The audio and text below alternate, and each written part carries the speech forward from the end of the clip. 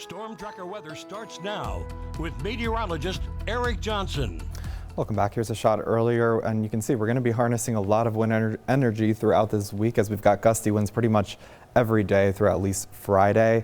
Now across the country, really not a lot going on. You can see there is a system working in to our east, but we are staying dry. We've got that ridge of high pressure starting to move further to the east, and that is going to cause some issues across the area. We have a fire weather watch for places like Jordan, just to the south of Glasgow. But I think that fire weather concern really is throughout the entirety of central Montana and north central Montana, because we are going to see the combination of some low relative humidities during the morning and afternoon tomorrow.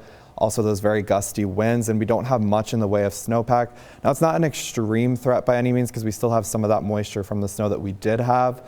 But again, that threat is still out there, so just try to not limit your outdoor burning or just try to avoid it altogether. Again, it's going to be highest during the afternoon, and that should start to go down headed into the evening and into Tuesday as well. We'll see less in the way of wind on Tuesday, likely just some gusts of 30 to 40 miles per hour.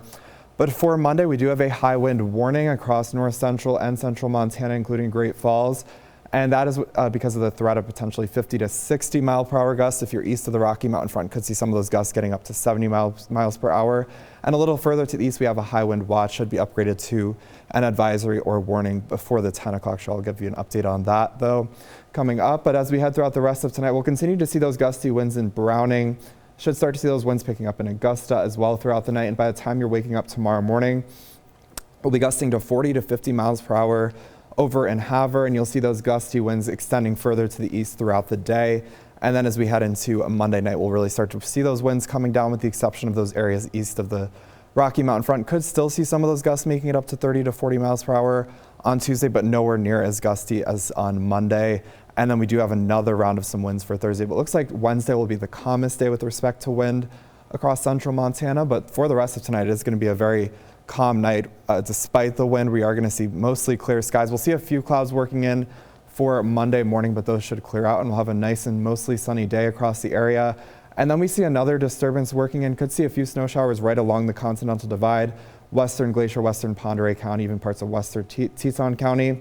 That's where you could run into some of those quick passing snow showers. Most of us are going to stay dry with this system, but for tonight, getting down to 20 or 31 in Great Falls under mostly clear skies. We'll see that southwesterly breeze continuing. Over in Helena, could see a bit of fog developing because we do have an inversion setting up across the area, and we will see that temperature getting down to 26 tonight with a light southwesterly breeze. And as you're headed off to school tomorrow, we will see those temperatures in the 30s. We'll see mostly clear skies, a bit more in the way of cloud cover headed into the afternoon. Those winds will be gusting out there, 58 degrees though, so a very mild day in Great Falls, and we'll stay around 50 degrees headed into Tuesday. It looks like almost every day this week will hit 50 and getting close to 60 once again for Thursday, but we're also looking at the chance for some gusty winds on Thursday. Next chance of rain will be Friday evening.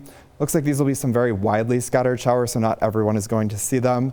But headed into next weekend, we'll see those temperatures getting into the upper 40s for Saturday, but warming right back up headed into Super Bowl Sunday. And for Helena, we do have a high of 52 tomorrow, with those mostly sunny skies continuing throughout the week into the mid 40s for Tuesday and Wednesday. We're getting up to 50 degrees, and the chance of showers returns for Friday. The Great Falls ICAM is